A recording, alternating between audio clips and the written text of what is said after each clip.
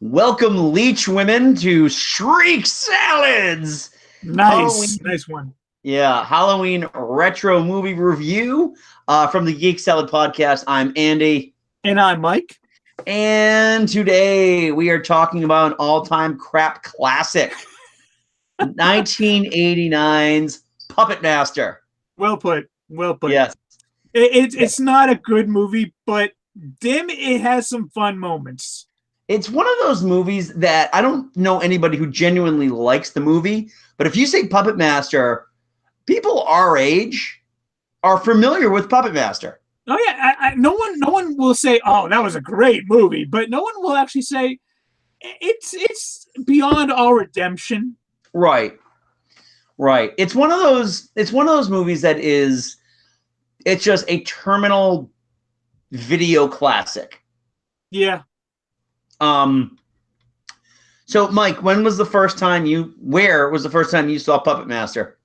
Sci-Fi Channel. Yeah. Oh God. So you saw what is it with you and the edited, chopped up copies of every movie that we review? Well, dude, back in the late 90s, early 2000s, that's pretty much when we first got cable, and I would just try and find something, and I always kind of drifted towards the Sci-Fi Channel. So while I was waiting for the next new episode of MST3K to come on, I would just watch whatever crap they would throw on there. And damn it, if the Puppet Master series didn't make its fairly regular rotation on Saturdays. Oh Jesus, that's awful. Yeah, but hey, if it didn't, I wouldn't be sitting here talking to you about it today. True. Yeah, this is a video store story because of course this one has to be. Oh yeah. Adopt Video, 1990. We have the posters up. I have that mug. We have the posters up for Puppet Master. It was a very popular movie too. This is one of those movies we had one copy of. We could barely keep it on the shelf.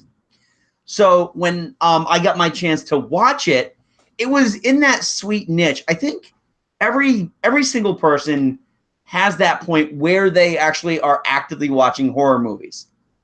I mean, yeah, I can't call myself a horror movie fan now. I don't watch any, or really I don't watch a lot of, if any, horror movies now.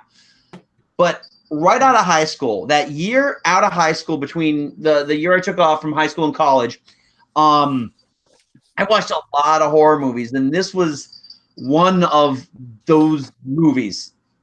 There are many movies. This is one of them.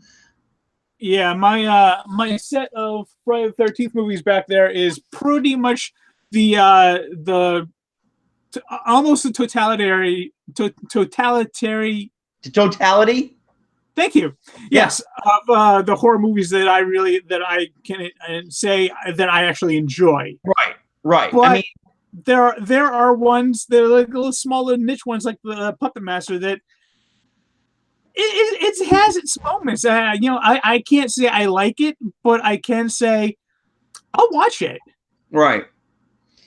I mean, I didn't find that the hour and a half I watched Puppet Master this past weekend wasted time. No. We'll get into the version that you and I watched this week in just a second. But at the time that I was watching horror movies, I watched this. I watched a lot. This was a good era for me because it was filmmaker-driven horror. I've made countless mentions about Dead Ringers from David Cronenberg. Ken Russell put out a movie called Gothic that you and I talked about, which is a fantastic, really just kind of under-the-radar movie about Mary Shelley and Bram Stoker staying in the same house for one spooky evening. Yeah. And, those kinds of movies. I watched the Hellraiser movies. I really enjoyed the Hellraiser movies. I could take or leave those ones. And I like the Hellraiser movies. I liked 1 and I liked 2, Hellbound.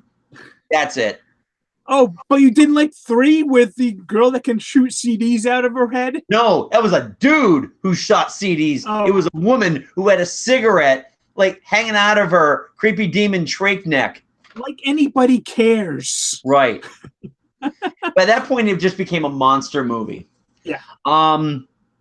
But this one is just weird because I seem to remember Puppet Master being better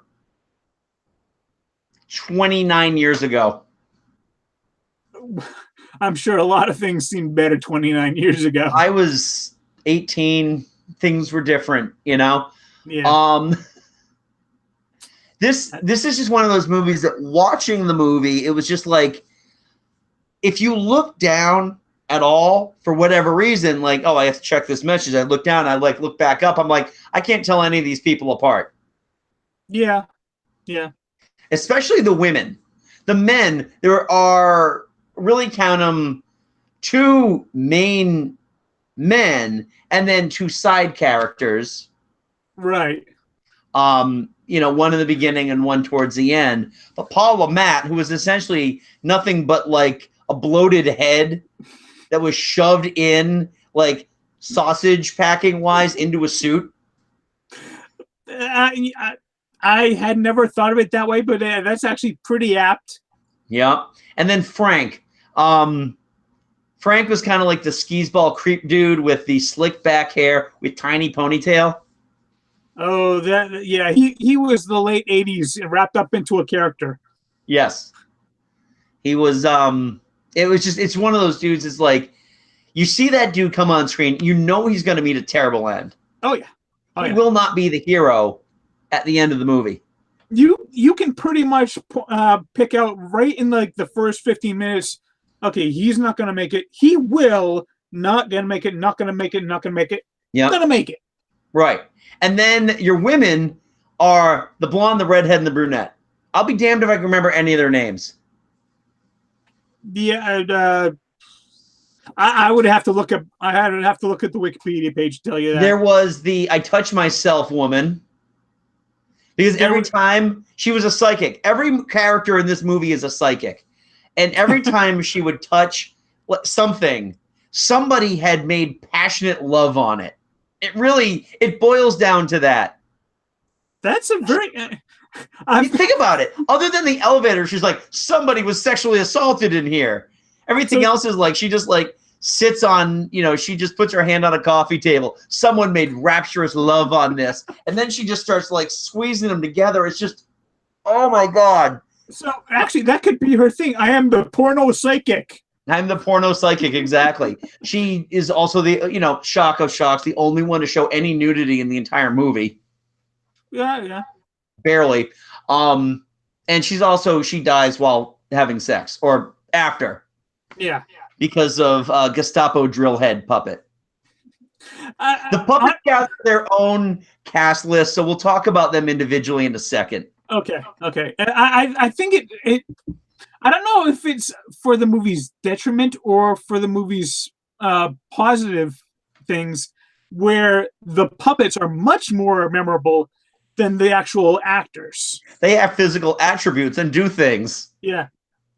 Exactly. It's just everything is just, I'm horny. I don't know what Frank's psychic ability was. I don't think it matters. Right.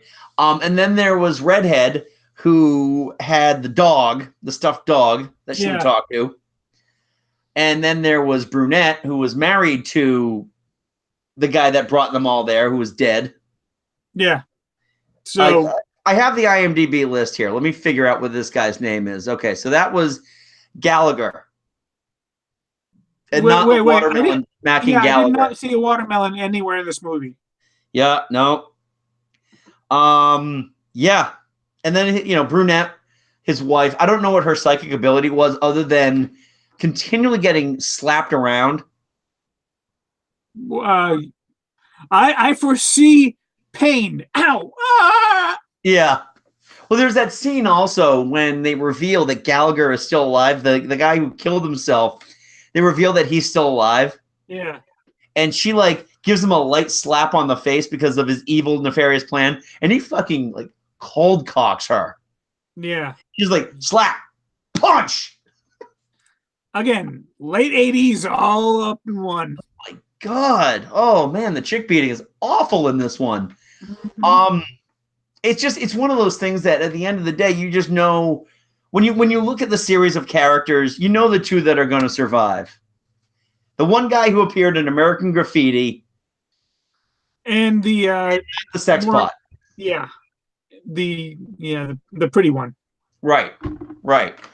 So that's the human characters. Now let's go move on to the puppets.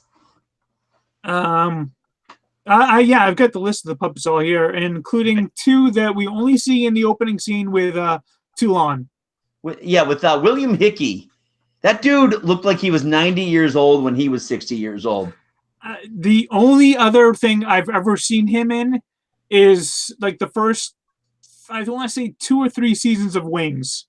Okay. He played a recurring character as a curmudgeonly old guy who always managed to con the Hackett brothers into flying him somewhere.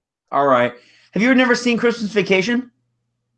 Oh, yes. He was grandfather. You're not doing anything constructive in there. Go get my stogies. That's right.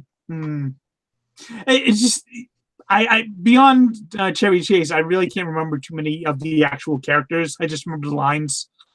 Jesus, Bethany, did the room clear out? He said presents. Thank you. You didn't have to do the presents. He was in that. I saw him in Prizzi's Honor, which was his Oscar-nominated role, where he plays a mafioso he's an old man and he's really, really creepy. Well, yeah, but what was he in the movie? Yeah. So these puppets. All right. So who were the puppets that appeared only? Holy crap! Huh? Sorry, I just on a lark. I looked up William Hickey on Wikipedia. He was the voice of Dr. Finkelstein in The Nightmare Before Christmas. Oh yes, that's true. He was. Wow. What the hell? Okay. Anyway, sorry. Yeah, that's okay. So you were saying about the puppets? Yes. I mean, we got the two that are, I think, only seen in the first in the opening scene with Toulon, which is that I think, according to Wikipedia, there was Shredder Khan and Gengi. Yes, I remember Kong. He was the one who was keeping lookout. Yeah. While Blade Hands was doing his POV running around. Yeah, seriously, that's one thing. Like, I mean, yeah, the puppets are small, but it's still a good, like, maybe what, 10 inches tall? Right. Anyone, and like, you've got people all over this hotel. No one notices a 10-inch little person walking around. Not to mention the fact, I want to point this out about Blade Hands is running. He's panting. Oh, yeah. The entire time. And it's like, wait a second, you don't have lungs or a respiratory system. How is that possible? Still, to be fair, though, Blade is easily my favorite puppet in any of the Puppet Master movies. Blade's the best. Blade is definitely the best articulated puppet. Yeah. I guess they had 5 puppeteers working on him during full body shots. We'll get into it later. But yeah. The next one was Jester. Which one? Oh, Jester is that the one with like the 3 heads? Yeah. Yeah, okay. That was an interesting, I'll call it a choice. Yeah, I mean, it was good for showing the expression of the puppets. Like, he was kind of like the mouthpiece for the puppets because none of them talk. Right. But beyond that, it really doesn't do much. Right. Okay. Next one is Pinhead. Pinhead, is that Gestapo drill head? No, that's tiny head, big hands. Oh yes, the hands for the close-ups were done by the dwarf who played the prostitute in Total Recall. Of course it was. So if you remember the dwarf prostitute in Total Recall, those are her hands. I actually remember this is one of the first movies when I first rented this back in '90 that they actually had a behind-the-scenes thing, and they showed her. I'm like, oh my god, that's a woman from Total Recall, and she's got like the fingerless gloves on, and she's reaching in through these things in the back. Like, wait, I recognize those hands. Yeah, it was funny too because that puppet is just like that thing.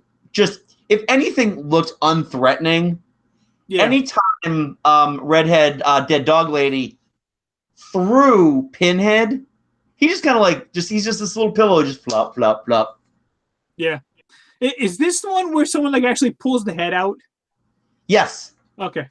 Yeah, no, Gallagher pulls its head out, and then it reaches for it and puts it back on and screws it. Yeah, it's because when you start watching all of the Puppet Master movies, they start to blend together a little bit. Yeah, okay. It's like most horror movies.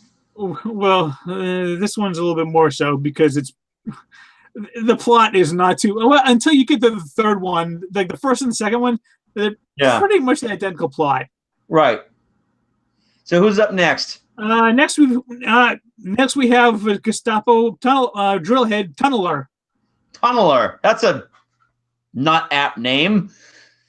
Well, hey, yeah, it's a drillhead. And no, exactly. He is a drillhead. I guess he's made for tunneling into your brain. Or anything that can. Yeah, he tunnels into a leg at one point, I think. Yeah, he porno vibe psychic. She got her leg drilled. Yeah. And then I think he drilled into her head. And then Gallagher, he's in the side of his head, and it's just like you should be dead by now. This has been going on. This murder scene takes like 3 minutes. Yeah. And they're all doing one thing. It's like watching the Justice League attack Superman on the steps of that monument in Justice League. Just all go at him at once. There was more fun in that scene. Come on. Put your beer down. There was more fun in that scene. Okay. I'll continue to drink, though. Who's up next? And finally, we have Leech Woman. Leech Woman, yes. With the anime moans. Yeah. Yeah. Well, I mean, let's face it, she does look like she came right out of a hentai. Pretty much. It's just interesting, too, because it's like she does the thing, and then the second, it breaks the illusion when they're actually trying to shove a leech out of her mouth. It's like they try. I read in the trivia that what they did was they actually had like a 2/3 leech that would pop out of her mouth. So she's made of rubber, and it would pop out. But the rest of it, it really is just like the puppeteer is like shaking it to get the leech. It's like get. Someone get me a plunger. Stupid leech. Yeah, I get Leech Woman. I just that one. I mean, out of all of the puppets, that one really made the least amount of sense to me. Token chick. I mean, seriously, you could. How many leeches can you fit inside that little doll? She's a little waif thing. Where are these leeches coming from? Is this part of the Egyptian scroll that brought these things to life? That's the only thing that. Forgive me for using this phrase, but that's the only thing that makes sense. And here we are. I know. And here we are. All right. So I want to point out, rewatching this movie was not easy. I could have signed up for a free month of Full Moon's thing, but that would mean I might have to give them a credit card to hold on file. And you can buy like a Blu-ray box set of all of the Puppet Master movies for like $150 or so. Yeah, fuck that, no.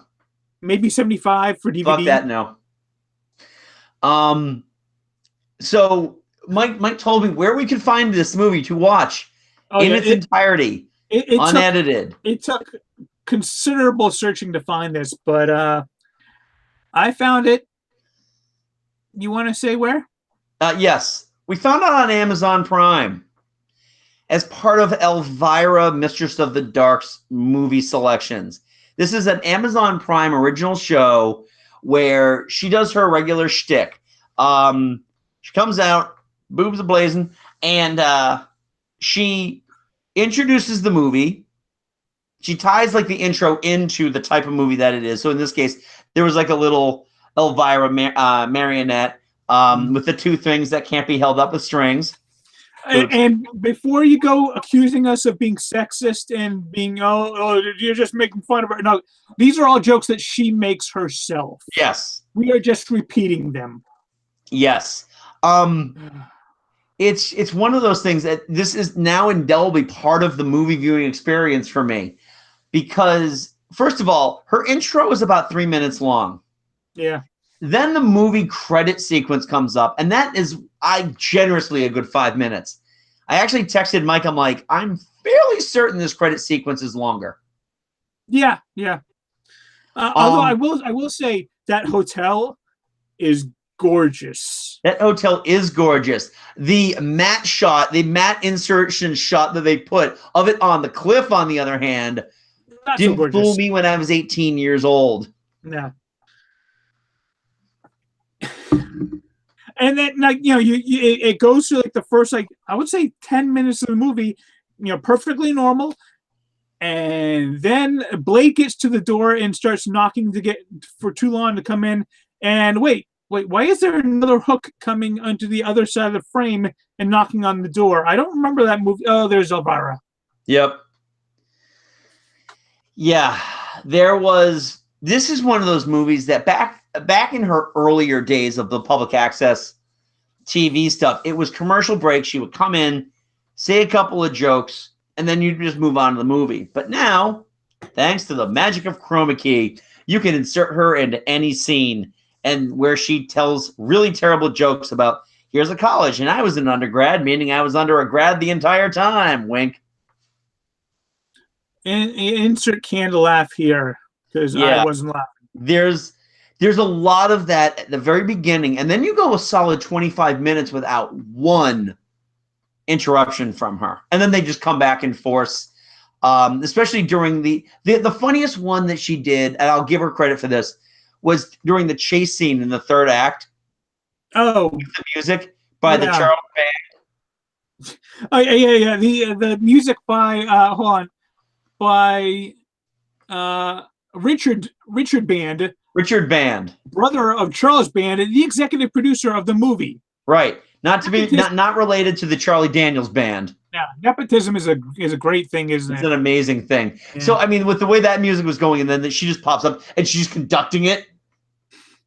I got to admit that was pretty clever. I got a little giggle at that. Right. That would have been a better MST thing where they just kind of like hum along with it and put words to it. Oh, I would love to see them do this movie. Right. Because imagine the host segments about where you've got robots, aka puppets. Yep. On a movie about killer puppets. It isn't up yet. It writes itself. It does. So yeah, this will be an interesting one in terms of how well it's held up. It hasn't. I mean, it's got its place in cult horror, but it's really, in terms of cult horror, it's kind of low on the list, I think, in terms of there are better cult horror movies that are still terrible in their own right. Yeah.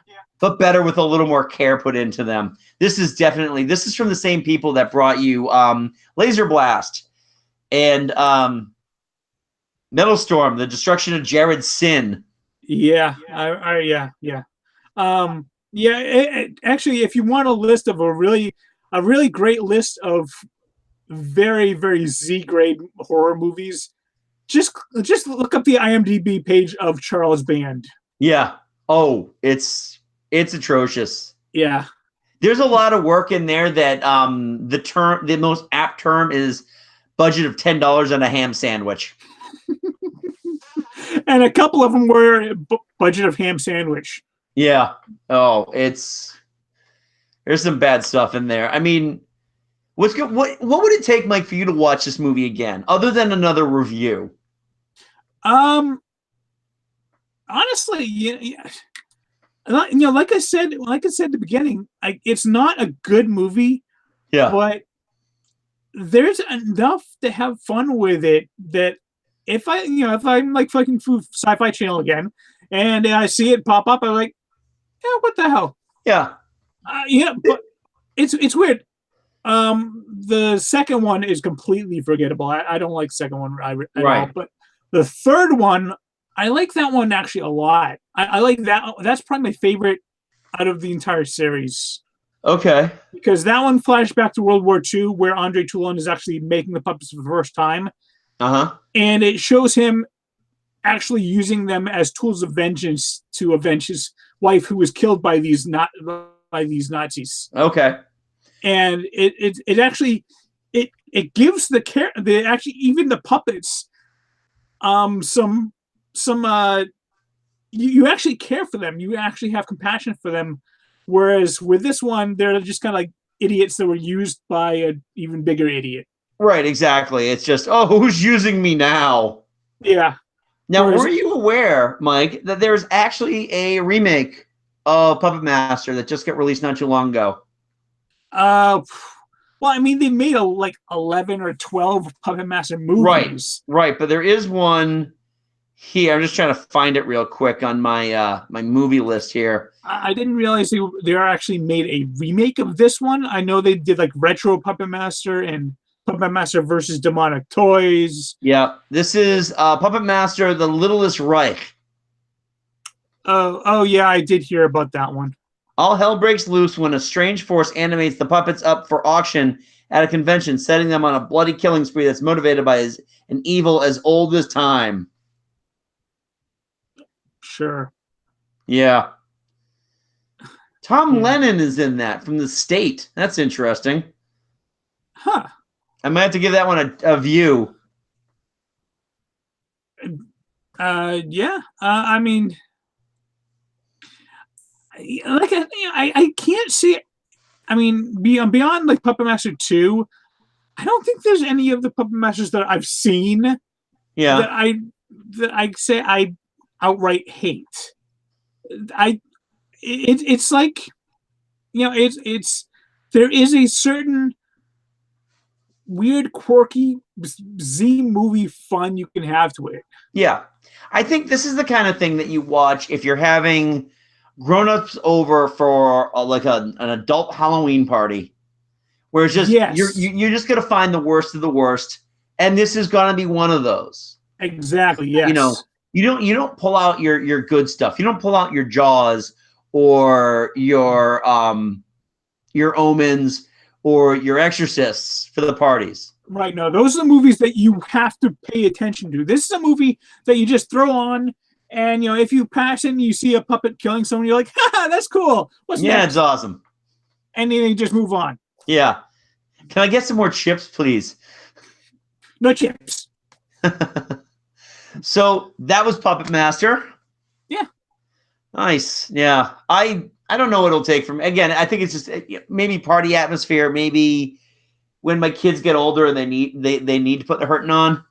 Well, try drinking a few more of those beers. It is Labatt's, so it's Canadian, so there's more alcohol in this per ounce than drink a few more of those beers, eh? Well, actually, it's interesting too. You're drinking out of your Tim Hortons mug, and I'm drinking Labatt. Yeah. This is our very Canadian show. Except I'm drinking raspberry pomegranate green tea. That sounds delicious. It is very delicious. I might have some tea when I go back upstairs. But anyway, that was Puppet Master. We still have a couple more left for the month of October. Schlocktober.